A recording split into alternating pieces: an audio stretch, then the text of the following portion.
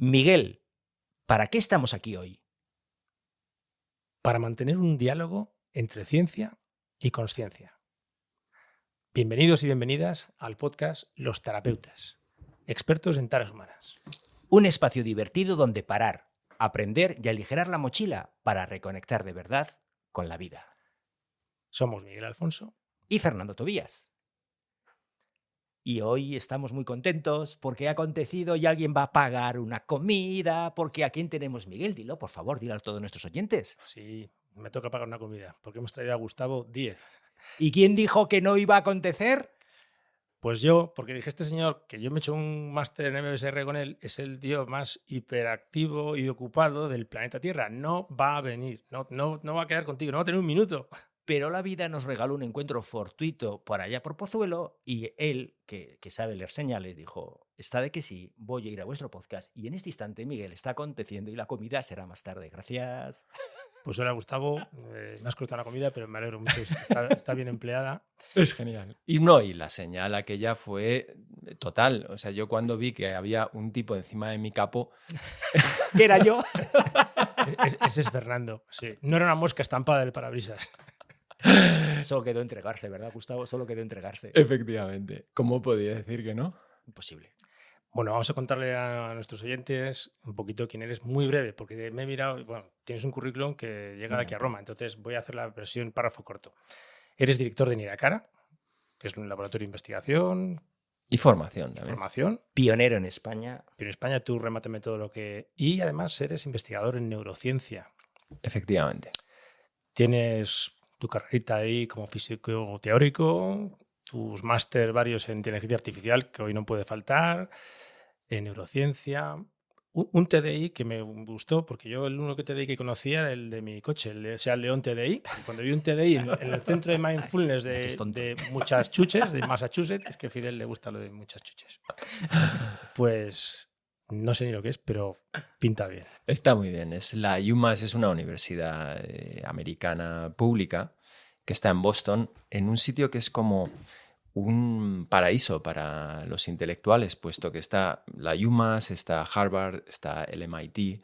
Siempre hay cosas que hacer, vamos. Qué guay.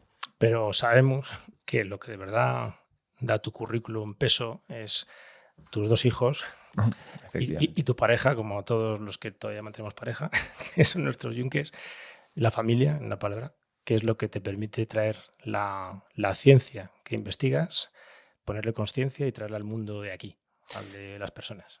Tener una familia es la empiria, o sea, es cuando pones todo lo que uno cree que puede servir, no solamente desde el punto de vista del desarrollo personal, sino también en las interacciones humanas, y ves si funciona o no. Los hijos te ponen claramente en tu sitio. Oportunidad de evolución segura, decía mi abuela. Pues sí. Y además, yo estoy muy contento, Gustavo, gracias de corazón por haber permitido aquel asalto a tu capot, pero yo creo que estáis haciendo una labor increíble desde hace muchos años, Nazaret Castellanos, tú y todo vuestro equipo, porque empezar a hablar, yo que me sigo dedicando a la formación en empresas, en universidad de mindfulness, y decir, argumentar, exponer evidencias científicas de que todo esto que decían ya los budistas y todas las tradiciones contemplativas desde hace más de 3.000 años, que podamos con una investigación seria, con rigor, demostrar que hay cambios medibles en el cerebro, que esto no son tonterías, que cuando estáis ahora investigando nos decía, no, respiración y cerebro, es que esto es serio, es que esto tiene rigor, es que esto no es una cuestión de creer. Creo que en España y fuera de España, en nuestras fronteras, habéis hecho un esfuerzo brutal en divulgar con rigor y seriedad, y lo vais a seguir haciendo, que todo esto que venimos muchos haciendo durante mucho tiempo, esto tiene una base científica seria. Esto de verdad, de corazón, Gustavo, gracias.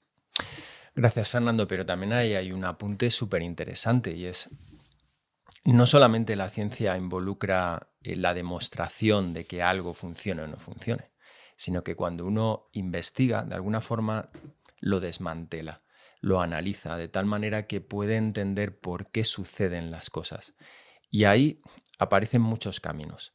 O sea, cuando uno comienza a entender por qué pararse en una posición estática y observar la respiración genera cambios en el cerebro, también puede ver qué otras posibilidades, qué otras técnicas nos podrían generar cambios similares, a lo mejor con menos esfuerzo, y también qué cosas incluso en la tradición pueden no ser correctas. Cuestionarlo incluso, ¿no? Efectivamente, la ciencia no solamente trata de demostrar, sino también de abrir caminos nuevos, ¿no? La verdad es un camino, o sea, más bien es una tierra sin caminos. Inhóspito hay por descubrir, ¿no? Pues para eso te hemos traído aquí hoy, para buscar un trocito del camino hasta donde nos puedas acompañar. Mira, primero queríamos, como eres una especie de... Yo te veo como una especie de biblioteca. Primero me quedo ante todo lo que vi cuando hice el curso de MBSR contigo en Iracara. Dije, joder, digo, estoy limitado por mi ignorancia. Digo, claro, mi ignorancia me limita a qué te pregunto, porque veía que sabías de todo un montón y entonces digo, querría saber más para poderle preguntar mejor. Pero bueno, me quedé al final en el silencio, que es lo que me invitaste a ese curso. Y te lo decía antes, ¿no? Es la primera persona que ha conseguido que esté 8 semanas meditando 1 hora al día. ¿Y cómo cambió eso en ti?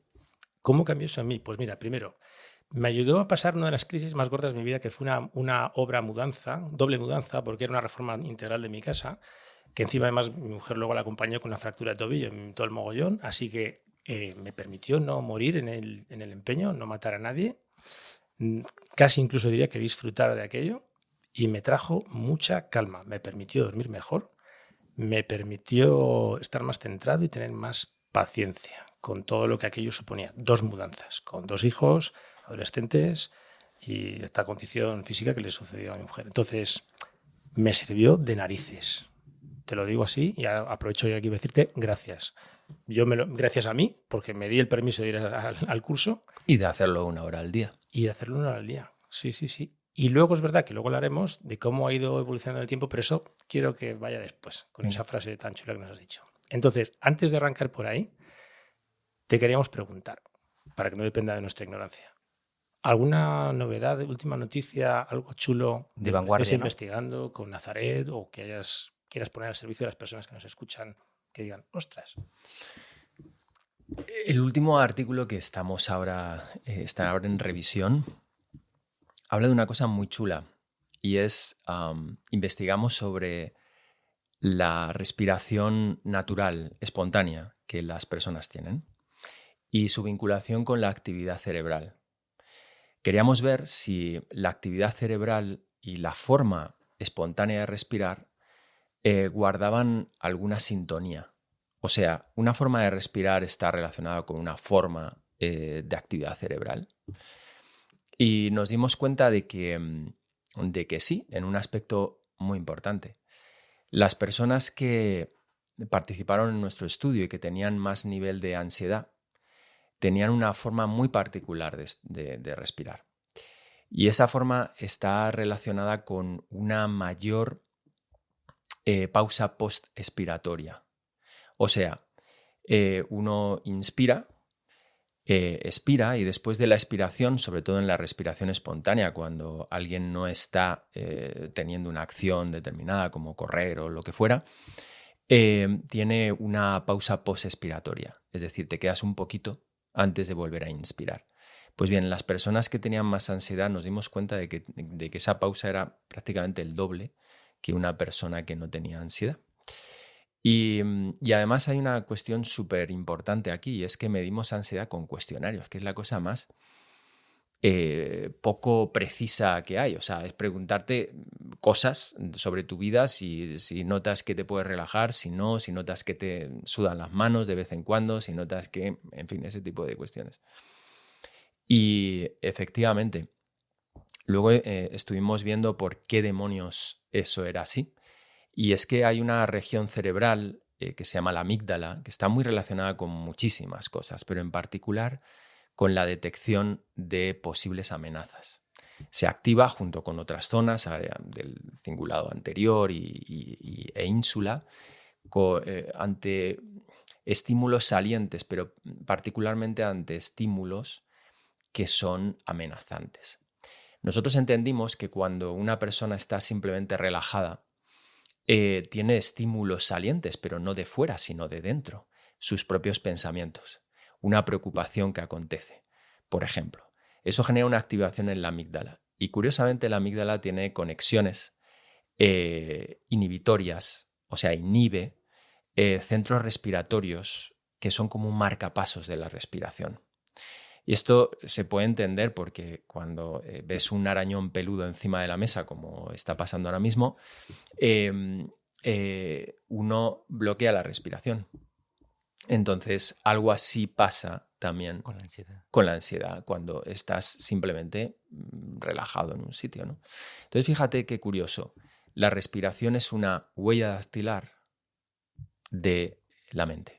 O sea, la respiración y el cerebro tienen muchísimas conexiones, obviamente, ¿no? Hay una interacción brutal. La respiración influye en la actividad cerebral y al contrario, la actividad cerebral, como ahora os estaba diciendo, influye en la respiración.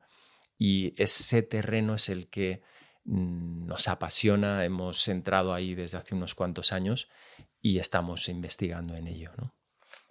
Te entiendo entonces que el enemigo está en casa. Es decir, puedo tener fuera un estímulo, pero mis pensamientos, mi relato, mi forma de colocarlo verbalmente es lo que activa mi ínsula y dice esto es peligroso, peligrosísimo, horrible, no me puede ocurrir. ¿Y eso es lo que genera este proceso? ¿O es una de las cosas que lo generan? Es una de las cosas. Fíjate, hay una parte consciente de lo que pasa, que probablemente sea pequeña, no se sabe qué tanto por ciento. Y es esto, los pensamientos espontáneos que uno tiene. La preocupación, algo del pasado que te viene a la cabeza y te martillea, lo que fuera. Bien, pero eso es consciente. Uno, aunque claro, se da cuenta, aunque sea mecánico, aunque uno no tenga voluntad de que eso pasa, pero es consciente, ¿no? Pero luego hay cosas inconscientes, muy, muy corporales. Te voy a poner un ejemplo. En el laboratorio, cuando ponemos una máscara con un aire enriquecido en CO2, las personas que tienen o han tenido ataques de pánico, se les genera una reacción ahí, un ataque de pánico en el laboratorio por respirar aire con CO2. Las personas que no han tenido un trastorno de ansiedad estoy hablando, o un ataques de pánico, no suelen tener ese estímulo, o sea, esa reacción, perdón. Entonces, lo que está pasando aquí es que ante señales, por ejemplo, una variación de CO2, que tú no tienes, efectivamente, no tienes esa conciencia, un aumento o un descenso de la presión sanguínea, cualquier cosa que te puedas imaginar de toda esa corriente de información que nos viene del cuerpo y que podemos llamar interocepción o propiocepción, el cerebro va generando respuestas, va generando reacciones. Si en algún momento, cuando tú tuviste un ataque de pánico, por tener un ataque de pánico, se generó un aumento o un descenso muy grande de CO2, esas variaciones grandes de CO2, el cerebro las registra como algo amenazante.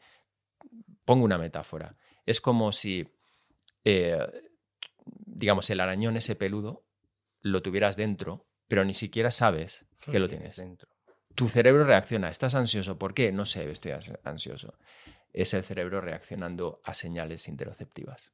O sea que no todo depende siempre del trauma pasado, de escarbar con 1001 cursos y técnicas, y hay una parte que tenemos que asumir que va a ser inaccesible y trabajar con ella de otra manera. Efectivamente, es que probablemente esa reacción que tiene el cerebro ante las variaciones de la información que nos viene del cuerpo puede ser producida por un trauma. Es decir, un ataque de pánico es por algo. Pero tú no lo recuerdas necesariamente. Efectivamente, se te ha hecho una conexión cerebral a esta variación de CO2 es peligrosa. Eso es el trauma. Tienes una foto del contexto de cuando sucedió, pero de todos los parámetros que tu cuerpo es capaz de regular. Efectivamente. De la que son N elevado a X infinito. Sí, o sea, es brutal. Pero la cuestión es, has hecho una pregunta muy buena, ¿es accesible o no es accesible? Y creemos que sí. Que sí. Y por un estudio que también es parte de lo último que estamos haciendo, que básicamente el diseño era un retiro de meditación de 7 días, pero ahora estamos analizando los 3 primeros días nada más, porque a los 3 días y medio realmente cambiamos de técnicas, entonces estamos analizando las primeras 3 días y medio de retiro. Una de las cosas que hemos analizado, Naza y yo, es que las personas antes de practicar meditación tenían una reactividad cerebral en estas regiones que antes os he nombrado, amígdala, córtex cingulado anterior y ínsula, tenía una reactividad a señales interoceptivas. Nosotros medimos la respiración y el corazón. ¿Qué quiere decir esto? Que ante variaciones de esas señales, el cerebro se disparaba. Esas áreas que están relacionadas con una especie de monitorización de los estímulos que son interesantes, ¿no? Algo amenazante, algo que es atractivo, algo que te puede generar, yo qué sé, pues cuando Fernando va por la calle y de repente se le gira el cuello hacia un sitio y justamente está en foco una mujer atractiva, entonces también entra en juego estas tres áreas que os he hablado, ¿no? Que se llama la red de saliencia. Bien, pues veíamos que antes de practicar meditación, esta red reaccionaba mucho o mucho más a las señales de la respiración y del corazón. Después de practicar meditación, el cambio era significativo y muy grande, no reaccionaba. ¿Qué quiere decir eso? Que la práctica de meditación no solamente va de atender a la respiración, sino va de, en este caso, quedarse quieto en un sitio, aparece una reacción, me quiero levantar, y tú te quedas, o hay ciertas reacciones corporales que te hacen sentir incómodo. Esto pasa mucho en la práctica de meditación. A los 5 minutos hay incomodidad, las piernas se quieren mover como en el síndrome de piernas inquietas, pero sin embargo uno persiste. ¿Qué es lo que está haciendo? Entrenando a su cerebro a decidir que esos estímulos que está registrando no son amenazantes. Vale. Y llega un momento en que la postura se hace mucho más cómoda. ¿Por qué se hace más cómoda? ¿Ha cambiado el cuerpo biomecánicamente? No, lo que ha cambiado es la manera en la que el cerebro reacciona a esas señales.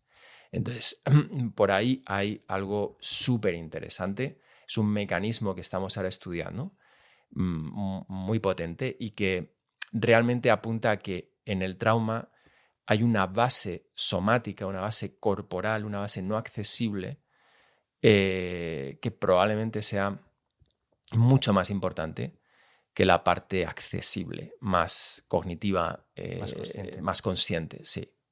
En otras palabras, vas a tener que meditar más para cuidar tu cuello con tanto golpe de cuello ahora en verano. Vamos a tener Te conoce bien. Vamos a tener que seguir meditando más. Eso seguro, no me cabe la menor duda. Te quiero enlazar, hablando de meditación, por mi experiencia personal y guiando Gustavo a otras personas. Y lo conectamos con el modelo IFS, que nos consta que lo conoces, que también es un poco la base de nuestro podcast. A veces, cuando la consigna suele ser la habitual de observa lo que te venga durante la práctica, no te enganches, déjalo pasar, yo he visto que a veces esos pensamientos que vienen o emociones vienen de una parte. Suelo poner este ejemplo: cuando un niño pequeño te está tirando de la camiseta o de la falda, que me hagas caso, y tú, que no te hago caso, que me dejes en paz. El niño o la niña no se va a cansar. Seguirá ad infinitum hasta que le hagas caso. Entonces, a veces pasa que en las prácticas de meditación no queremos escuchar esas partes porque ahora no toca, pero que más tarde o más temprano va a ser necesitada esa parte ser escuchada, integrada, qué le pasa, qué no me pasa. Entonces, a mí me gusta mucho el modelo de IFS y lo complemento con la meditación en el sentido de, bueno, ahora puedo elegir no hacerle caso a esa parte, pero me comprometo con esa parte a en otro momento escucharla, porque a veces queremos, y esto lo he vivido en primera persona, como, no, es que a mí lo que me mola es el silencio interior, y todas estas partes me están dando por saco. Entonces, haced favor de callaros porque yo he venido aquí para tocar el nirvana, respirar la paz interior y tal. Ya, pero es que si esas partes no las escuchamos, y Richard Schwartz tiene una frase que me gusta, que el silencio interior, más que ser una meta que busquemos directamente, es la consecuencia de haber puesto equilibrio y armonía en las diferentes partes. Y mientras no nos paremos a escucharlas, y eso es fastidiado porque hay cosas que duelen, hay niños, hay exiliados, hay niños interiores que tienen mucho dolor, que hay trauma, y hasta que no nos paremos a escuchar y a integrar, no va a aparecer de manera natural ese estado de paz, de calma, de sosiego, de conexión. Entonces, yo ahora lo estoy complementando en mi trabajo personal y quiero escuchar tu opinión, y cuando facilito el de otras personas, el que vale, esa parte necesita de ti que la escuches, porque si no va a ser un niño o una niña que va a estar tirando de ti ad infinitum, y ese es un mensaje que necesita por ti ser escuchado e integrado. Claro, yo creo que estás hablando de dos funciones que son diferenciales y que pueden ser muy complementarias, ¿no? Y que yo creo que la cuestión de la práctica de meditación es que nunca ha sido definida de una manera tan concreta como generar, por ejemplo, un estado de silencio en el que cuando aparezcan pensamientos simplemente los dejemos pasar. Las prácticas de meditación en las diferentes tradiciones donde se han desarrollado han sido descritas de 1000 formas, con 1000 funciones, 1000 aproximaciones. Es mucho más complejo, ¿no? Y además ha habido normalmente disputas, peleas entre diferentes aproximaciones, y ahora está pasando lo mismo, ¿no? Bien, dicho esto, cuando tú estás comenzando a practicar meditación, quizás es una buena técnica simplemente estar unos minutos observando el pensamiento, dándote cuenta de que estás pensando y volviendo a la respiración, simplemente dejándolo ir. Y es una técnica, es algo artificial. Es algo que genera una función básica, ¿no? Que hay que entender. La función es la metacognición, saber qué estás pensando, y luego un entrenamiento de la atención. O sea, estás dándote cuenta de qué estás pensando, pero además desconectas de eso que estás pensando para conectar o focalizar en la respiración. Y eso ya tiene su valor. Pero claro, si uno se confunde en que eso es el final de todo, entonces pues va a estar limitado. Si un niño te está tirando de la camiseta, efectivamente tienes que escucharle. La cuestión es que hay muchas maneras de escuchar y muchas maneras de decirle cosas. Tú puedes decir, por ejemplo, niño, cállate. Le puedes escuchar e intentar convencerle de que aquello que está pensando es una tontería, y eso le va a llevar al niño a otro lado. Le puedes escuchar e intentar convencerle de que es mejor que piense de otra manera. Eso es otra forma de escucharlo y de reaccionar ante eso que está diciendo. Y todo eso genera diferentes cosas dentro de nosotros, ¿no? Pues bien, yo creo que no solamente es escuchar, sino, vale, cuando escuchamos, ¿qué hacemos con esas voces, ¿no? Una voz martillante de una persona que a lo mejor le está diciendo que no vale, que tiene una autocrítica brutal sobre él mismo, que no va a conseguir aquello que quiere, que es un mierda. Y que no merece amor, lo que sea. Tal. ¿Cómo escuchar, pero también cómo relacionarse con esa voz, ¿no? Yo creo que ahí hay un campo que no solamente pertenece a la práctica de meditación, pertenece a la propia terapia, ¿no? La terapia cognitivo-conductual trata de eso. Cada uno quiero decir, cada terapeuta a lo mejor tiene su visión, pero trata de eso. Y en el IFS creo que también se trata de eso de una manera como muy profunda, ¿no? Sí. Y creo que eso tiene un valor fundamental, porque trata de algo que creo que es también fundamental, y es la meditación no nos tiene que, hacer dejar de pensar, porque entonces el objetivo sería llegar a ser un geranio o algo así, sino es aprender a pensar. Y ese aprender a pensar y dirigirlo, ¿no? Dirigir el pensamiento. Conlleva muchas cosas. Claro, conlleva escucha, intención de comprensión. Las cualidades de IFS, por ejemplo, de la esencia, lo que es más allá meta, más allá de lo que es la psique y las voces que has nombrado, mi parte crítica, mi parte buscadora, o mi parte obsesiva, o mi parte cachonda y divertida, todas esas voces que tenemos ahí, más allá está esa esencia, y entonces ahí entra la curiosidad, escucharme con curiosidad. ¿Por qué tengo este ruido? ¿Por qué se me corta la respiración? Y con curiosidad y con compasión, es decir, bueno, aceptarlo, que está ahí, también con confianza de que tiene un sentido. Ahí entrarían todas las 8 Cs, pero me acuerdo de una palabra que no está en las 8 Cs de Richard Schwartz, que se lo oía Nazaret, que es la de meditar con amabilidad, que el cerebro percibe la amabilidad. Entonces, cuando un cerebro, todos hemos tenido experiencias de profesoras o padres que han sido estrictos y rígidos, y ahí nos bloqueábamos, nos volvíamos idiotas y torpes. En la meditación puede ocurrir igual. Cuando yo me obsesiono en vaciar la mente, estar rígido, contar respiraciones y es con exigencia, está dirigiendo la meditación una parte. Ya entraría aquí el darme cuenta de que hay una parte mía directiva, obsesiva, crítica, y sería una parte empezar a conocerme, esta parte mía. y empezar a sustituirla por amabilidad. Si puedo estar en la parte de que soy mierda meditando o, joder, en una parte de mí que me llama mierda cuando estoy meditando porque se me va la cabeza a pensar en la cocina y en el colegio. Y acogerlo con curiosidad, reconocerla. Este es un poco la amalgama. A la vez que voy meditando voy poniendo ese observador que comprende, que acoge y que de alguna manera permite, abraza todo lo que soy. Que eso también lo dice nuestro amigo Fidel Delgado. Abrazar todo lo que soy. De eso va esto. Sí, mira, desde una perspectiva muy sencilla, al final todas las características que tú has puesto sobre la mesa están muy relacionadas con una respuesta de relajación en mamíferos. Un bebé que está en brazos de su mamá o de su papá se siente acogido, se siente amado, se siente cálidamente relajado.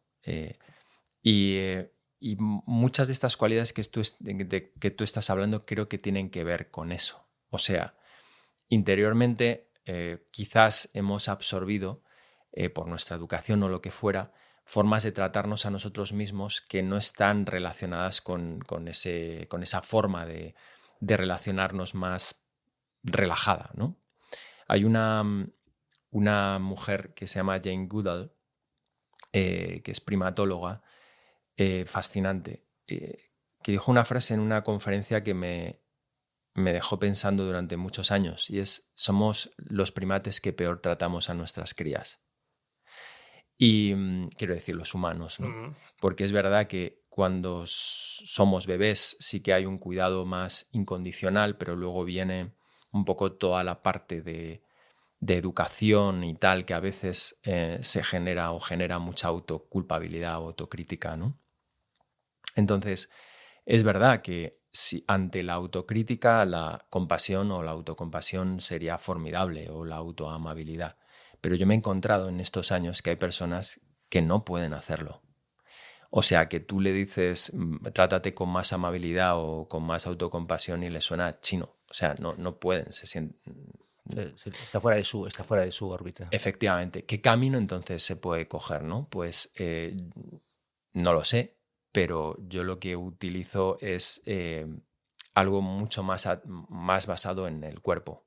Utilizo el trabajo corporal para que al menos se generen estados en los que se sienta muy relajado, en los que su respiración cambie también sus patrones, se vuelva una respiración más amplia, más sosegada. Y eso va a dar lugar probablemente a una respuesta de relajación en la que a lo mejor es más probable que pase la autocompasión en algún momento, ¿no? Entonces, sí, totalmente. Es así. La cuestión es que a lo mejor hay casos en los que ir directamente a eso puede ser que no sea posible ahora, pero sí en algún momento, si trabajamos con ello, ¿no? Desde IFS, como se contempla, es trabajar con los protectores. Yo creo que estás calmando protectores, amansando las fieras, las partes que están muy activas, con este acompañamiento, esta amabilidad inducida. Buscamos calmar esos protectores que están tan rabiosos y que a veces incluso se pueden acelerar más si los miramos demasiado de frente, sin esa calma, ese acogimiento. Y eso permite que surja lo que viene de serie, que es esa compasión y esa autoamabilidad. Para Richard Schwartz está de serie. En otras tradiciones sería el espíritu, el alma, la divinidad en cada uno, la energía del universo, como lo queramos llamar. Las cualidades en las que se condensa son estas características que hemos dicho. Entonces es como parar el ruido hasta donde se pueda para que surja y emerja de manera espontánea lo que viene de serie, que es esa esencia, que es lo que somos. ¿Te cuadraría? Sí, creo que viene de serie porque la compasión se puede ver no solamente en los seres humanos, sino también en los elefantes o en los cuervos. En los cuervos es muy interesante. Hay un investigador, Heinrich se apellida. Eso en la biblioteca, ¿ves cómo lleva razón? No. Lo dijiste. Sí, perdona. Tú haz como que le entiendes. Tú sí, Henry, de todos los Henry toda la vida. El del quecho. Sí. Bueno, este tío le gustaba A eso sí lo hemos entendido, lo del tío sí. Le gustaba correr. Entonces, corriendo por el bosque al lado de su casa, en un invierno, es una historia larga, pero la resumo. en un invierno vio cómo Eso ha sido el ordenador. Sí, pero seguimos. No pasa nada. Bueno. Vio como un cuervo de un clan daba comida a un cuervo de otro clan. Toma ya. Entonces, él se preguntó cómo puede ser que haya un comportamiento compasivo entre cuervos. Los cuervos son súper interesantes. Son animales que pasan la prueba del espejo, o sea, que tienen cierta autoconsciencia. Prueba de ello, además, es que tienen nombres por cada persona del clan, que son sonidos. Y además tienen un lenguaje bastante profundo. Ahí tienen dialectos también. Por ejemplo, el cuervo de España va a hablar diferente al cuervo alemán. Jolín. Y tienen también esa capacidad de sentir el sufrimiento de otro cuervo y acompañarle de alguna forma para extinguir ese sufrimiento. Los elefantes... Compasión. Porque la compasión trata de eso. La compasión trata de sentir... Conecto con el sufrimiento del otro. Efectivamente. Y emerge una intención. Y me movilizo a hacer algo al respecto. Efectivamente. Ahora, que en el ser humano sea mucho más complejo, porque somos más complejos, vale, pero la raíz está ahí. En los animales sociales hay compasión, porque es algo evolutivo, tiene sentido. Entonces, en nosotros, al tener esta vida tan rica, tan loca, tan tarada, ¿no? Como vosotros, también la autocompasión sería importante, porque no somos uno, como bien dice el IFS, ¿no? Somos muchos ahí dentro. ¿no? Ajá. Y creo que la mejor manera de verlo es esta metáfora del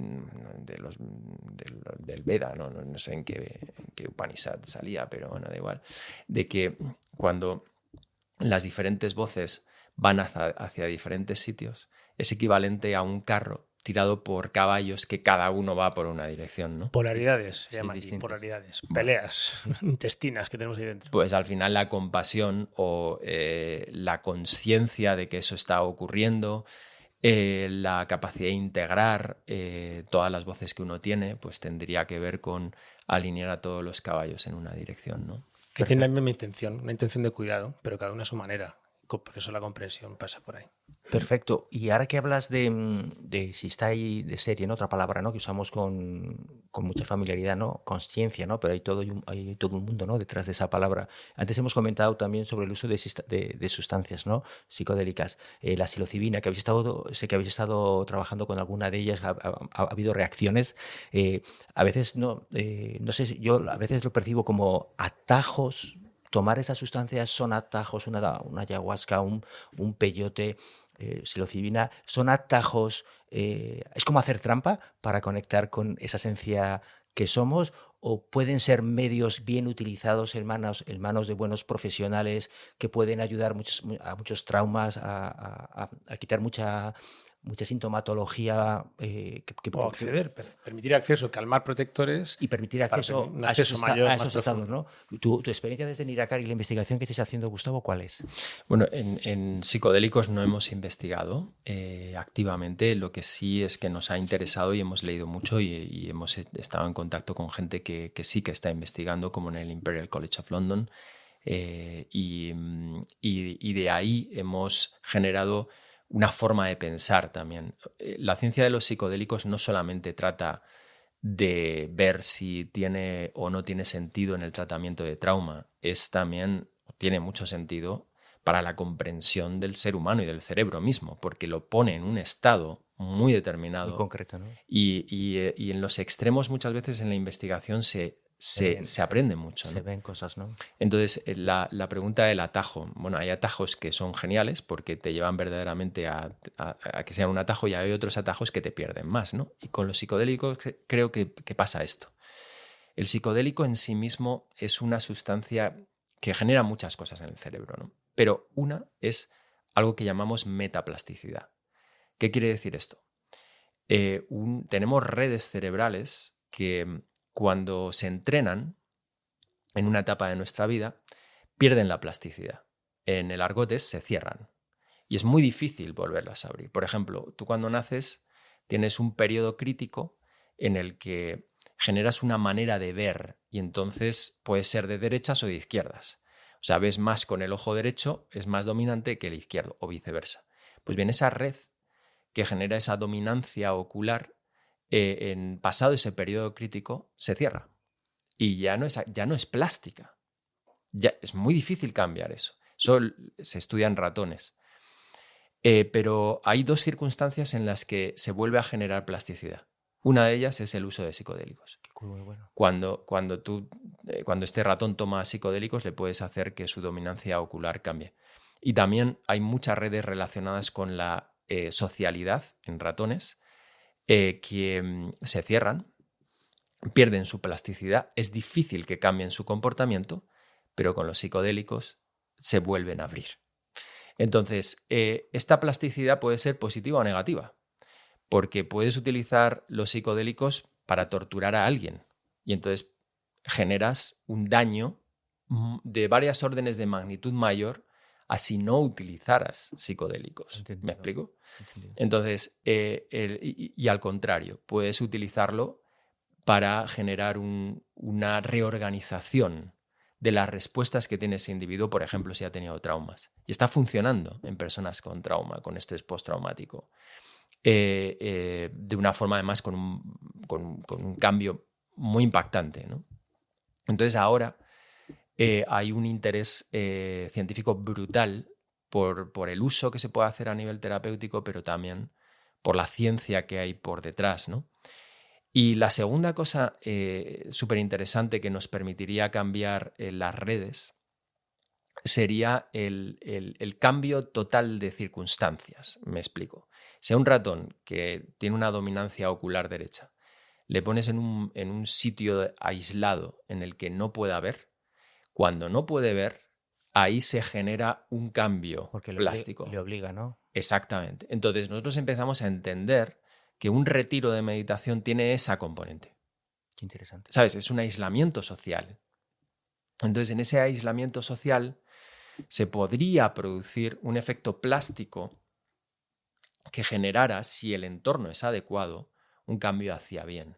Claro, si te recluyen en un sitio y en la circunstancia que hay alrededor no es positiva, sino negativa, Te machacan, ¿no? te machacan. Efectivamente, es una tortura. Guantánamo. Pero esto explicaría entonces, como de estos en términos políticos, cada 4 años van a repartir psilocibina entre la población, porque si te puede cambiar de derechas a izquierdas y tus neuronales... Espera, que yo como soy muy tonto se me ha ocurrido Nou Camp, Santiago Bernabéu, saca psilocibina esnifable en el ambiente y todo el estadio de Nou Camp del Barça los conviertes en madridistas. O sea, eso podría acontecer. Claro, pero de derecha a izquierda ha sido cada 4 años, pensaba que cada 4 años el cambio de red neuronal del país, pero no, parece que igual nos echan algo en el agua.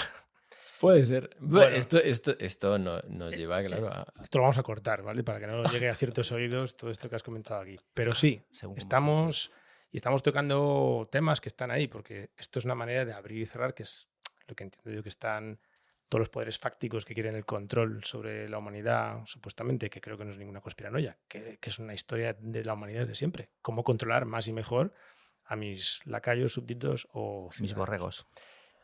No solo está esto, sino que está también, y se me ha ido el santo al cielo. Cachis. Sí, se me ha ido, pero bueno, ya volverá. Esto es parte de la inteligencia artificial, que es el otro paso que íbamos a tocar ahora. Pero querría cerrar esto apelando a nuestra amiga Paula Ramírez, como para cerrar un poco lo que hemos hablado hasta aquí y ahora, de cómo me alcanzo, cómo me paro, cómo me escucho, incluso con psicodélicos para poderme escuchar mejor, quitar ruido. Y conté una anécdota que me encantó, que era en un autobús, salían de un país a otro, una ciudad a otra, una serie de personas allí en su zona. Ella trabaja con trauma profundo de gente en zonas de guerra y tuve una formación con ella que tú facilitaste y fue un regalo. Y esto me marcó. Aquella persona de repente empezó a gritar en el autobús, empezó a pedir que parara el autobús, que parara el autobús. Todos se asustaron, pararon el autobús, se bajó del autobús, se tiró al suelo boca abajo y se quedó ahí quieto. Claro, todo el mundo pensando que le había dado algo, que le pasaba, se bajaron allí. ¿Qué le ocurre? No, déjeme un momento. Y se quedó ahí en silencio. Y al cabo de un rato ya se levantó y ya podemos irnos. Claro, todos le preguntaban, bueno, ¿qué ha pasado? Dice, es que necesitaba parar para alcanzarme. Me he marchado demasiado rápido de mi ciudad. Qué bueno. Me pareció brutal. Ahí Paula dije, madre mía. Aparte de Paula, ya sabes que me lo cuenta con más anécdota, con el sentimiento que le pone ella. Y me di cuenta de cuántas veces no nos paramos para alcanzarnos antes de entrar en casa, antes de abrazar a nuestra pareja o a nuestros hijos, o al llegar al trabajo o al salir del trabajo, parar para alcanzarme. Que mis partes me alcancen todas para estar plenamente presente, pararme para estar en este podcast contigo ahora y no venir con cosas pensando en otras historias, sino que estar aquí mirándote a los ojos y estar solamente aquí tú ahora con Fernando, Susana, que está hoy aquí de ayudante en nuestra técnica. Me pareció genial eso y lo de los pies a tierra, pisar con un pie y con otro para también parar y sentir la tierra, sentir el suelo. Es que estamos muy dominados por la inercia y por la mecánica, por la agenda, por la velocidad de todo lo que ocurre. Y la cuestión de la inercia es que se sucede el estímulo a la reacción, sin poder en ningún momento pues dar cuenta de lo que está pasando y también decidir o tomar decisiones en base a las posibilidades que tenemos. Y creo que eso que hizo ese hombre simboliza perfectamente lo que a lo mejor podríamos hacer cada uno de nosotros, ¿no? En toda esta vorágine en la que estamos. El parar y el intentar al menos saber dónde está el espíritu. Porque podemos vivir años en esa inercia. Cuando hablo de espíritu hablo de manera metafórica, que me entiendan. Esa parte de uno mismo más ¿cómo decir? Más esencial, ¿no? La esencia, el self que dice IFS. El self. Y creo que eso que simboliza perfectamente la importancia de parar, de observar y de tomar una decisión hacia dónde ir. Porque si no es así, pues puede llegar un momento en que uno ya se dé cuenta, pero demasiado tarde, digamos, ¿no? Cuando ya ha pasado demasiados años. Yo tengo una idea del cerebro. El cerebro es muy eficiente. Por eso es inercial, por eso es automático. Y en la mayoría de las cosas que hacemos, la automaticidad es genial. Pero en las cuestiones vitales, la automaticidad a veces no es buena. Y ese tomar ancla o tomar perspectiva, el tomar conciencia, creo que es un hábito que podría ser genial para bueno. Mira, tengo un médico chino. Antes me decías cosas sencillas. Pues tengo un médico chino que lo dijo de una forma, o sea, un médico chino, un amigo que es médico chino, que lo dice de una manera muy sencilla. Si mente fuera del cuerpo, enfermedad. Si mente dentro del cuerpo, salud. Chino sabio, chino sabio, sí, tal cual. Mira. Dentro de esa sencillez, cojo una frase que nos has dicho antes, porque estoy como cerrando esta parte, ¿no? Antes que nos abramos a un poco ver quién es Gustavo aplicando esto, ¿vale? Este apartado que queríamos como tocar un poco, con tu permiso. Y es que has hablado a la hora de, me has preguntado antes, ¿cómo te influyó? Te he comentado cómo fue la parte de la época crítica durante el curso y lo inmediato. Pero después me has preguntado, dije, pues fue bajando, que lo sabes tú mejor que yo, que ya me lo vaticinaste proféticamente. Me abandonaréis, iréis dejando lo que habéis aprendido aquí, pero intentad mantener hasta donde podáis. Y ya hoy lo has dicho de una manera que me ha gustado. Buscar pasar de lo máximo tolerable al mínimo eficaz. Es decir, que yo lo que he visto después es que sí que me quedo de todo aquello que yo aprendí y de esa hora diaria que yo conseguí tutelado durante ese tiempo contigo. He conseguido momentos de mucha intensidad, breves, cortos, irregulares, fijos discontinuos, que me haría casi vergüenza haberte dicho después, pero que hoy me ha tranquilizado, que me lo has validado, así que me alegro de que hayas venido hoy aquí. Ya se ha amortizado la mañana. Está amortizadísima. Me ha traído la sensación de amabilidad, de poder ser amable incluso con eso. O sea, la culpa del fracaso, el de lo he hecho mal, estoy haciendo mal. No.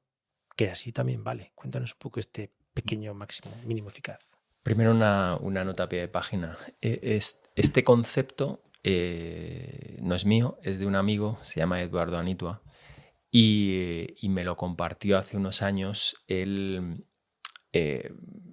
hace muchas cosas, es investigador también, y relacionadas con medicina. Y dentro de la medicina también existe esto del máximo tolerable, un fármaco. ¿Cuánto tengo que administrar? Pues normalmente el máximo tolerable. Una prótesis. que se tiene que anclar una parte de tu cuerpo. ¿Cuánto la anclo? El máximo tolerable. Se piensa de esta forma. Porque tenemos la sensación de que esto evita posibles errores, ¿no? Y que más es mejor, ¿no? Efectivamente, y que más es mejor. Y que más es mejor. Pero la naturaleza no es así. Total, la naturaleza es el mínimo eficaz. Lo necesario, Lo imprescindible. imprescindible para que... Eso sí que es eficiencia. Economía. Eso es. Sí. Entonces, en la práctica de mindfulness, pues obviamente en la práctica de meditación, ¿cuánto tengo que meditar? Puedes 1 hora, 1 hora. ¿Que puedes 1 hora y cuarto? 1 hora y cuarto. Cuanto más, mejor. Pero en realidad creo que es un mal consejo. Primero, creo que tienes que estar muy alineado contigo mismo y tener claro por qué estás haciendo esto. Porque lo eficaz siempre es de acuerdo a algo. Puede ser eficaz para una persona porque ha perdido su sueño, su capacidad de tener sueño, o sea, de dormir bien. Otra persona porque está pasando por un periodo de dolor persistente. Y la eficacia ahí es poder vivir mejor eso que le está tocando vivir o poder dormir un poquito mejor, ¿no? Eso sería la eficacia. Pues bien, ¿qué mínimo puedo hacer para que esto sea posible? Bueno, lo malo del mínimo es que es mucho más complejo. Porque lo máximo eficaz es muy fácil. De verlo, ¿no? De calcularlo. Saco, Claro. a todo, a tope. A tope, ya está. Hasta que de repente se gire en contra. Pero el mínimo... Entonces, el mínimo podría ser un poquito más.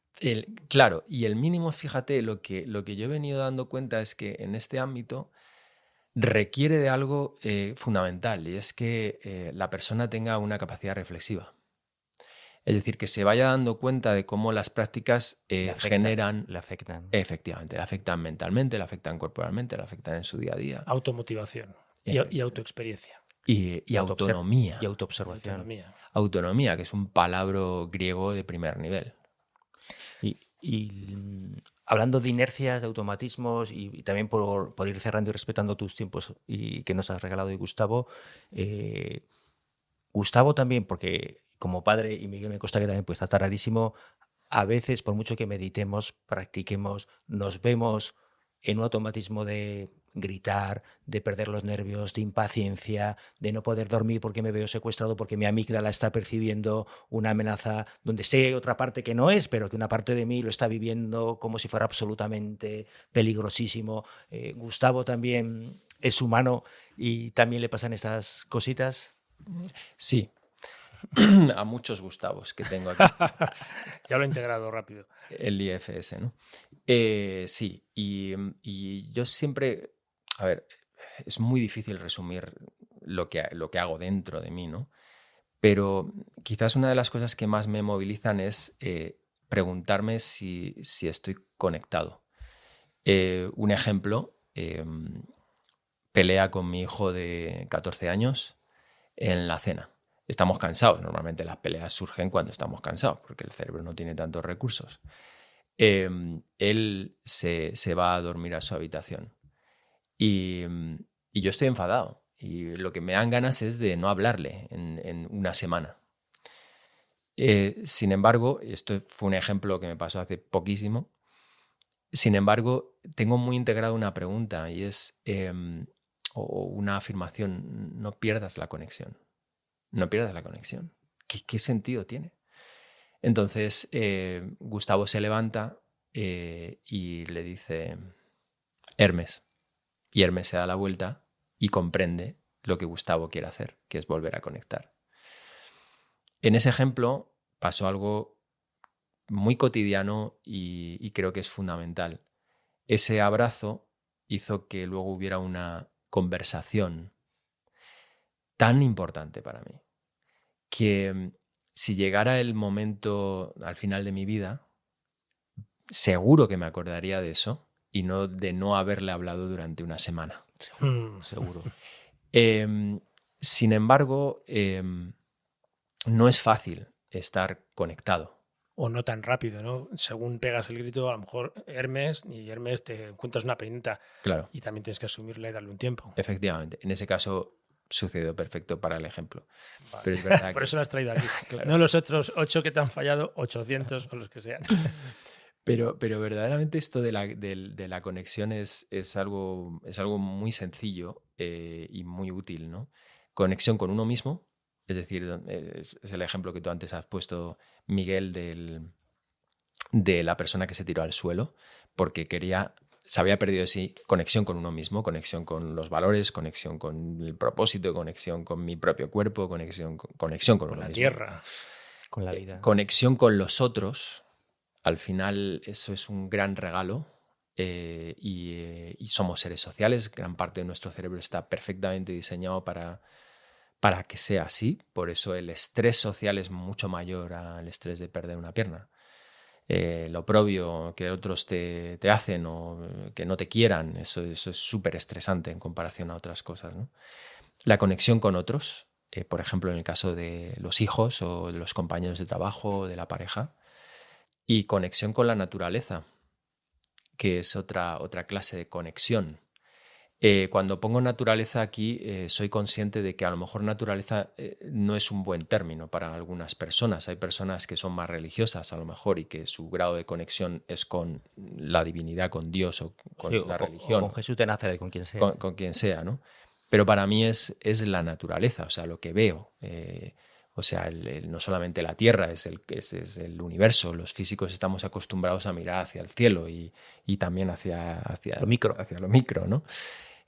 Pues esa conexión con la vida es otra de las partes de la conexión. Creo que si eso está y de alguna forma uno hace lo propio, ya sea practicando meditación o sea lo que sea, para que esa conexión más o menos esté en el día a día, creo que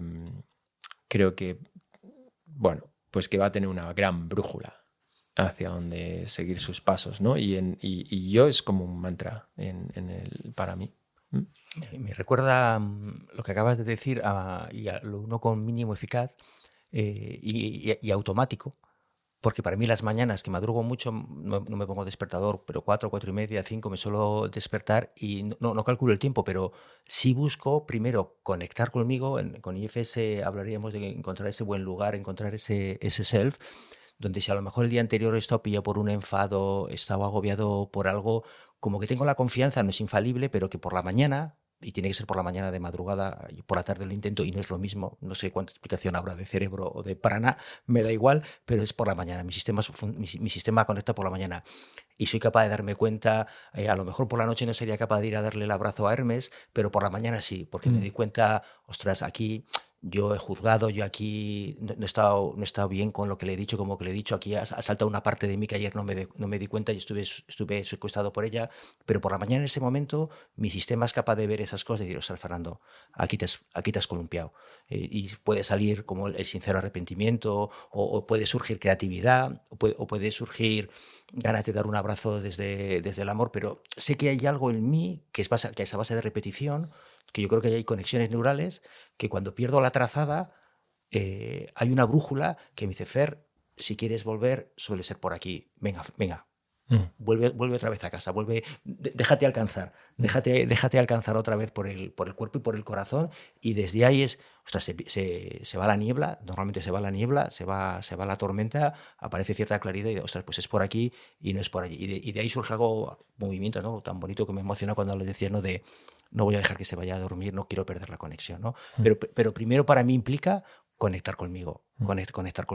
Y para mí este fin de semana he estado en mi pueblo, que tú lo sabes, y estar asilvestrado, cantando por el monte, viendo las montañas, los pájaros, o sea, esa conexión que se da de manera natural, o sea, digo, ¿dónde coño que hemos hecho en la historia de la humanidad para estar perdiéndonos esto? Estar viviendo entre cemento, entre antenas, con pantallas digitales, porque sin esa conexión, tu amigo chino diría que enfermal. Vamos a enfermar. Sin conexión naturaleza, vamos también a enfermar. Porque es que no puede ser. Y bueno, solo quiero decir que me hace ilusión compartirlo con vosotros, que es como mi salvavidas, ¿no? Esas mañanitas de meditación, de oración. Yo sí vivo una vida espiritual conectada con eso que es más grande que nosotros. Digo, menos mal que Dios me ha regalado esto, porque si no, me voy en una curva en la carretera, me estrello y se acabó. Gustavo, ahora viene el momento más complicado de esta charla. Un pajarito me contó que te caíste de la bici y te rompiste un dedo. Sí. Y fuiste a urgencias Y cuando te ofrecieron anestesia dijiste, yo con el mindfulness esto aguanto aquí, vamos, como si fueras de Bilbao. Dentro. Pero cuando te tocaron el dedo, aquello debió doler bastante y creo que hubo, dímelo tú, creo que hubo marcha atrás y dijiste, bueno, un poquito de anestesia igual. ¿Cómo fue aquello? Perdona por la intromisión. Efectivamente. Bueno, fue... Es por tocar el Gustavo humano. Sí. Fue algo muy, muy sencillo. Efectivamente, me rompí un dedo, además de una forma muy poco sexy. O sea, yo estaba andando en bici, paro, tenía ganas de mear. Entonces Poco sexy. Me bajo de la bici, se me quedó el pie, bueno, Enganchadillo. utilizo Las calas. Entonces se me quedó la cala enganchada, pum, caí hacia un lado y puse el dedo meñique, este dedo meñique. El que está más gordito ahora, sí. Sí, este. Y se me quedó como una esvástica. O sea, se me quedó para arriba. Y entonces yo lo veo, hostia, fíjate, eso es trauma, ¿eh? Porque luego en las prácticas de meditación, por ejemplo, o de repente estaba conduciendo y tal, me venía el flashback del dedo así en esvástica, ¿no? Entonces fui a un hospital en bici, no me dolía nada el dedo, ¿no? Fui al hospital en bici y entonces me dijeron, bueno, te vamos a poner anestesia y tal. Y digo, no, yo creo que puedo resistir. Y dice, mira, no es por ti, es porque tu cerebro va a hacer reacciones al dolor que no me van a permitir bien colocártelo. Entonces, necesito no tener esas reacciones. Entonces te voy a chutar benzodiazepina a saco para que pueda recolocártelo. Y fue todo una experiencia con la benzodiazepina. O sea, yo que sé qué cantidad me puso. Máximo tolerable. Pero yo me levanté. Venga, te vas a recolocar el dedo. Venga, vamos. Venga, Pachi. Venga, vamos. A San Fermín después. Entonces, nada, lo vi perfectamente cómo me lo recolocaban y tal. Y bueno, ahora está bien. Vale. Joder. Otra boquejarro. ¿Dónde está Dios para ti? O algo que se parezca a Dios. ¿Dónde lo encuentra la ciencia? ¿Dónde lo encuentra Gustavo? Si te apetece contarlo. ¿O la ciencia dónde te lleva? Porque yo esa pregunta, mi padre era físico, ya aprovecho para decírtelo. Mira. Era doctor en ingeniero aeronáutico y doctor en físicas. Además por Minnesota. No de muchachuches, pero sí de Minnesota. Sí de Minnesota. Y yo le preguntaba eso en la comida. Papá, ¿pero dónde está Dios? ¿Qué te decía él? Pues me decía, bueno, esa pregunta la tienes que preguntar a mí, pero no al científico, porque la ciencia todavía no tiene forma de llegar a él y demostrarlo. Algún día llegará. De momento es una cosa interior, algo interior que cada uno vive. Y digo, ¿el cielo dónde está? Yo le preguntaba, bueno, el cielo que vemos nosotros es uno y eso del que tú me preguntas es otra cosa. No me grababa más, eso se lo agradezco porque no me dejó mucha grabación ahí para que yo pudiera investigar y buscar por mi cuenta. Pero cuido esa curiosidad. Entonces yo ahora desde ahí me pregunto a ti, ¿dónde está para ti? ¿Avanzó la ciencia desde que mi padre me contestó esto como para empezar a decir, ¿se acerca? No, y no creo. Yo, a diferencia de tu padre, creo que jamás la ciencia va a poder responder algo así. Porque es que es irrefutable. Entonces, cualquier cosa que no se pueda refutar no es dominio de la ciencia. ¿Cómo vas a hacer un experimento para ¿no? echarlo en contra, ¿no? Claro, entonces, y además porque muy probablemente con las cosas que no conocemos del todo le ponemos una etiqueta, un atributo, ¿no? Tipo Dios. Y Dios puede significar una cosa muy diferente para Fernando, para Miguel o para otra persona, ¿no?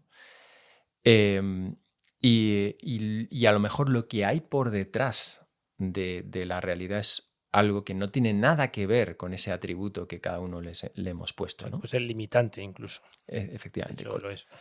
Con lo cual, yo personalmente, para no escurrirme de tu pregunta, no tengo una imagen de Dios como aparece en las religiones. En ninguna, ni siquiera pues en el hinduismo tiene una imagen de los dioses o de Dios, en el cristianismo, en el islam.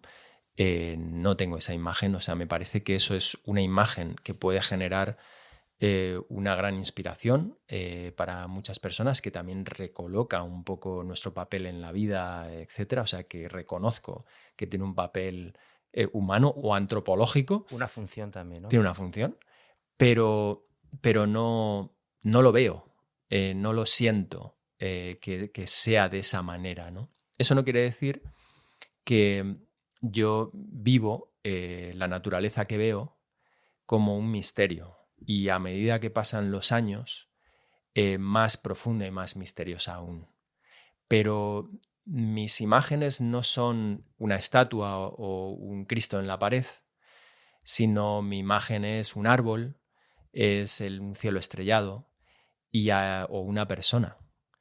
Y es en esa naturaleza donde encuentro esa trascendencia que creo que encuentran las personas creyentes. ¿Conoces a Zach Bush? ¿No? Es que lo oí hace poquito y me gustó mucho cómo hablaba de la naturaleza. Es un médico, tiene 3 especialidades, ha acompañado también a trascender la muerte en muchos países. Y él hablaba de la naturaleza como, bueno, como que, bueno, era algo así como que Dios no es tanto que Dios esté dentro de nosotros, sino que nosotros estamos dentro de él, dentro de la naturaleza. Él lo ve a través de la naturaleza, lo que es la biología, todo lo que es nuestra genética, toda la información, todo lo que se mueve, la interconexión que hay entre todo, esa unidad. Bueno, es muy como Spinoza, ¿no? Que Sí. decía Dios, o sea, la naturaleza, que luego Einstein lo cogió de él cuando se le preguntó esto mismo, ¿crees en Dios? Y dijo él, bueno, creo en el Dios de Spinoza, sí. que es la naturaleza misma, o sea, el cosmos entero. No es un Dios que está apartado, sino es el Estamos cosmos ya mismo. todos, somos parte sí, de, es la fuente. inevitable, indivisible. Efectivamente. Y con esto, que te agradecemos ahí que hayas mostrado un poco de patita de Gustavo, pues, porque hombre, para tener la pinta de Cristo que tienes, has tenido que marcar una diferencia con otras tradiciones para que no se confundieran y te empiecen a añadir. Es él. ¿Ha jugado a favor o ha jugado en contra en tu historia y en tu trayectoria? Como en la vida de Brian. Sí, igual, me encanta esa película, me encanta. ¿Cómo ha jugado? Que no me sigáis, que no soy yo. ¿Cómo ha jugado y cómo juega? ¿A favor o en contra?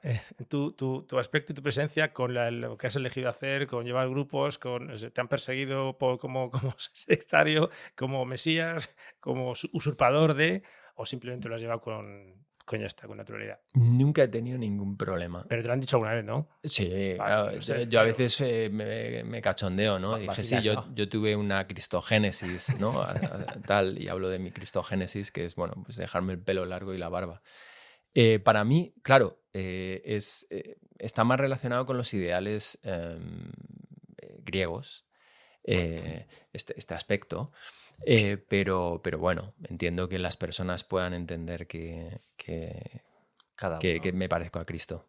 Sabemos que tu trauma... Pero tengo ya bastantes más años que él. Sí, ya has pasado los 33, ¿no? Has pasado los 33. Sí. Ya le has sobrevivido. Tu trauma gordo viene del apellido, de todas maneras, porque apellidarse 10 debe ser jodido. O sea, toda la vida, 10, tienes que dar el 10. O sea, toda tu ciencia ahí ha sido mantener el nivel. Pero totalmente. Mantener el listón. Totalmente. Perfeccionismo a saco Paco. Mira, para ir cerrando y agradeciéndole a Gustavo que nos ha hecho un maravilloso hueco esta mañana para compartir. Me ha costado una comida. Que te ha costado una comida que va a acontecer en breve. Me ha gustado la palabra que has usado, ¿no? A mí me gusta también misterio, ¿no? Misterio y profundidad, ¿no? O sea, me emociona. O sea, que podamos, y lo engancho con los animales que hemos hablado antes, ¿no? De cuando están relajados, exploran, ¿no? Curiosean, no se cansan, ven más allá del obvio, ¿no? Ojalá nosotros no perdamos esa mirada, ¿no? De los niños, de ver el misterio, que es un misterio que no se agota, que nos moriremos y seguiremos haciéndonos preguntas y estaremos ahí como obnubilados viendo la noche, ¿no? Estrellada. Yo estoy en el pueblo, veo las hormigas y me paro a flipar en colores con las hormigas. No sé los cuervos. Pero puesto de Silocibes. No. Eso después de la fiesta, con 8 copas. No. Y le hablan. Veo las hormigas y digo, explícame cómo se organizan para salir a coger esos trocitos que para ti son chorradas insignificantes de pajita. ¿Cómo vuelve? Explícame cómo se organizan. O sea, por favor. O sea, es increíble. Y a veces pienso, ¿habrá otros seres que nos estén viendo a nosotros y estén pensando lo mismo que yo pienso de las hormigas? Ojo, esto lo dejamos para otro podcast, pero nos quedamos con me gustan esas 2 palabras para cerrar, aparte de gracias. Bueno, Gustavo. mira, yo te digo una cosa de esto que has dicho. Las respuestas creo que generan mucha relajación, mucha calma. Tener una respuesta. El explicavirus. Dios. El explicavirus. Sí. Como control te refieres. Dios es una gran respuesta a todo. Sí, te vale para todo. La pregunta creo que despierta, abre la mente, genera curiosidad. Ahora, claro, hay veces que tanta apertura y tanta curiosidad puede ser amenazante, porque el suelo donde se apoyan, digamos, la cosmovisión que uno tiene, pues se desquebraja. Pero yo tiendo y aspiro a estar más en la pregunta, a entender que el universo es un misterio.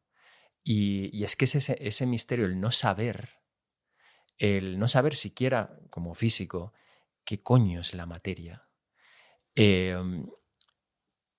me llena mucho más y me hace que como que cada año pueda tener los ojos más abiertos a la hormiga o a la persona o a la materia. Y aquí hay un peligro con la IA, te pregunto como experto en IA.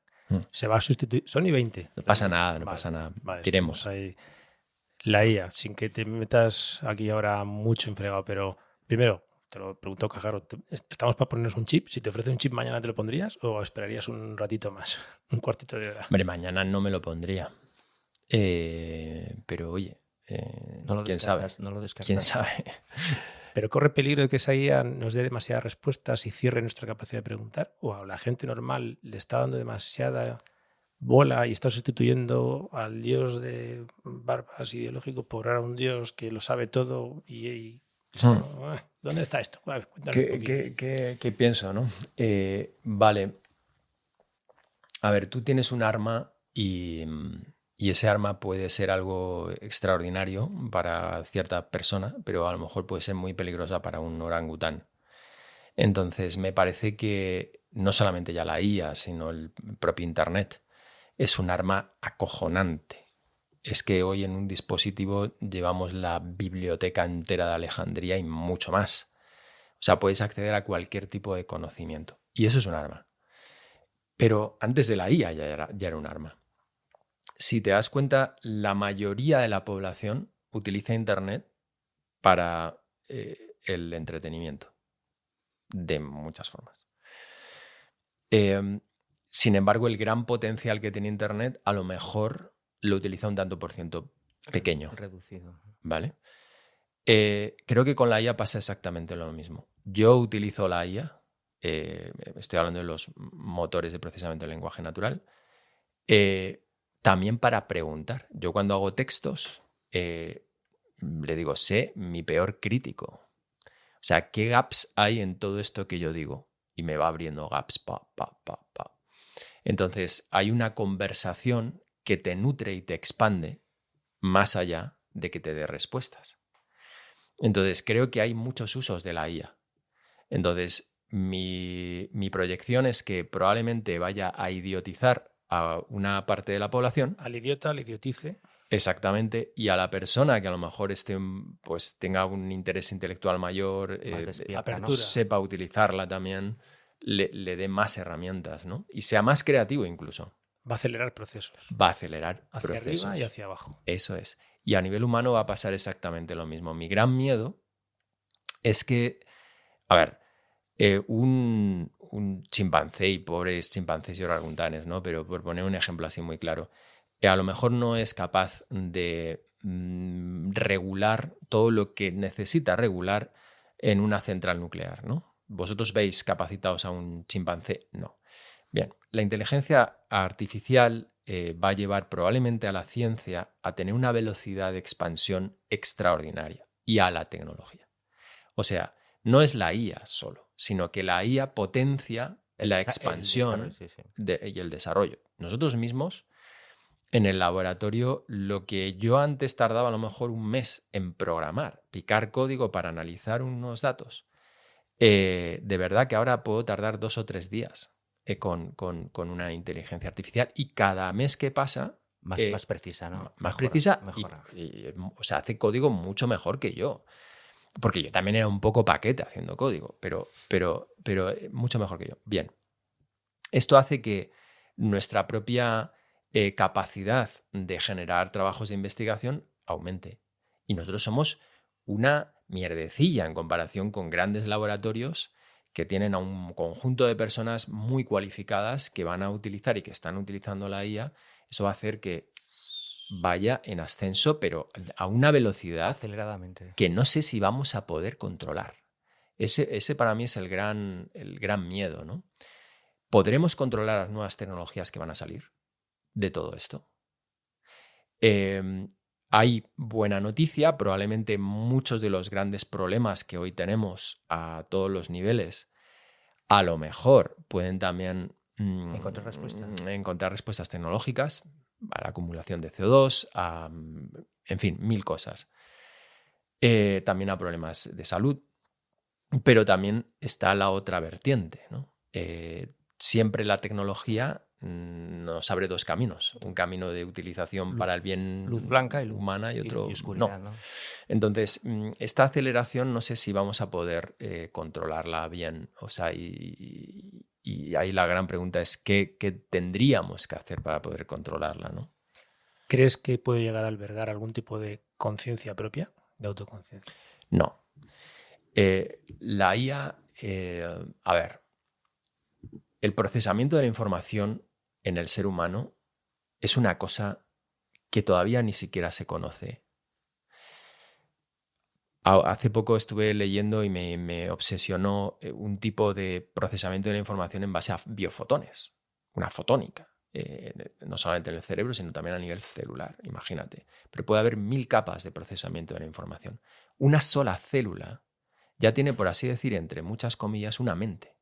Tú sacas una célula de un tejido y la metes en un medio en el que pueda vivir y de repente esa célula tiene comportamientos más bien de bacteria.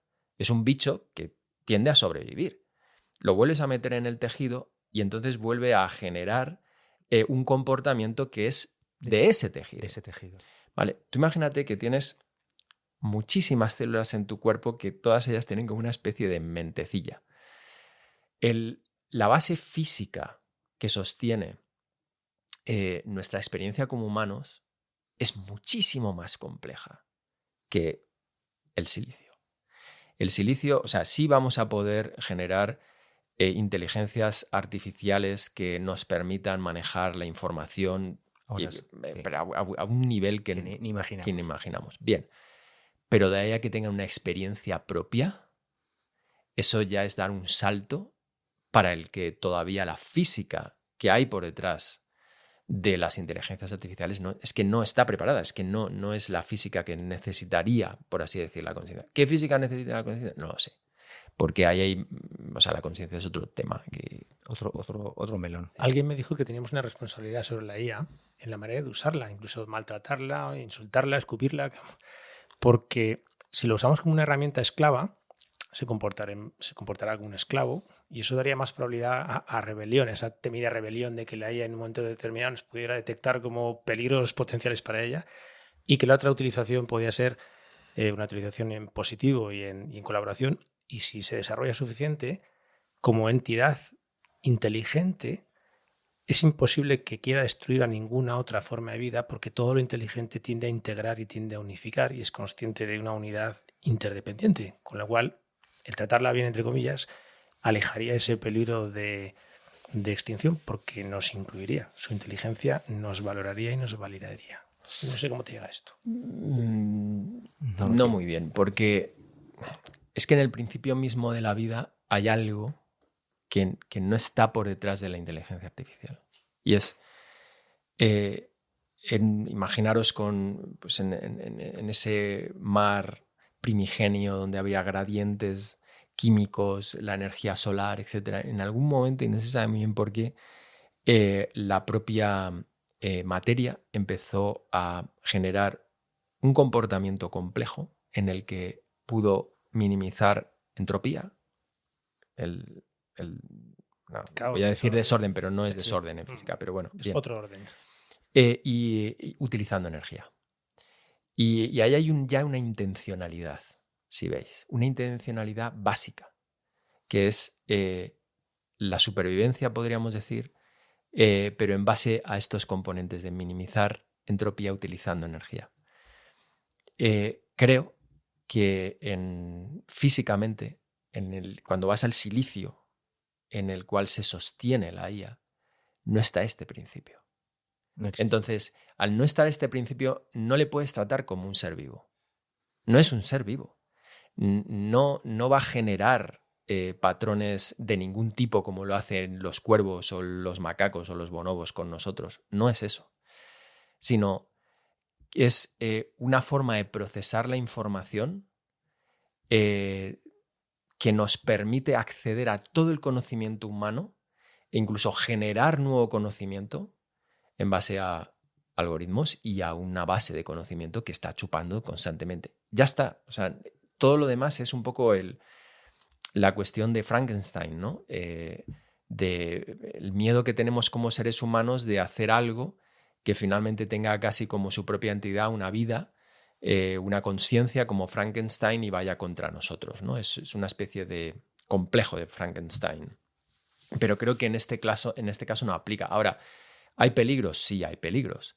Porque una inteligencia artificial que sea muy agente, o sea, que tenga la capacidad de modificar cosas, por ejemplo, si le das acceso a una inteligencia artificial dentro de los ordenadores del ejército, puede ser, y le da capacidad de agencia, puede ser que decida en base a lo que sea, pero no porque ella quiera decidir, es que no tiene agencia, no es un ser vivo, no es consciente, simplemente porque ese algoritmo le lleva a eso. ¿Sabes? Es que le damos una... como que le ponemos como lo hacen los niños con los muñecos. Lo humanizas. Pero no, es un puto algoritmo. Joder, hemos llegado de lo más de aquí a lo más... Yo me quedo más tranquilo. Cuando vea un cacho silicio, como que voy a ver no más relajado. que no tienes el trasfondo que tiene mi célula, chaval. No te vengas arriba, silicio. Me quedo mucho más tranquilo. Pero vamos, puede estar completamente confundido con esto. A saber. Bueno, es el principio de la ciencia, ¿no? El no darlo por sentado todo, que es lo que nos permite avanzar. Yo, por segundo intento de cierre, Miguel, a ver qué tal esta vez. me quedo también. Os vais picando, Sí. Es una relación con matrimonio. Totalmente.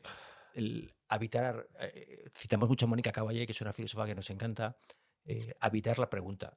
Habitar la incertidumbre y sostenerla. Creo que eso es más interesante que la pseudoseguridad que te da el agarrarte a respuestas y agarrarte a ellas como ya lo tengo todo bajo control. No, yo creo que habitar la pregunta para mí forma parte de síntoma de madurez psicológica y espiritual, ¿no? Sostener, estar cómodo, estar en paz en la incertidumbre y evitando las preguntas, porque nos moriremos y las preguntas seguirán ahí.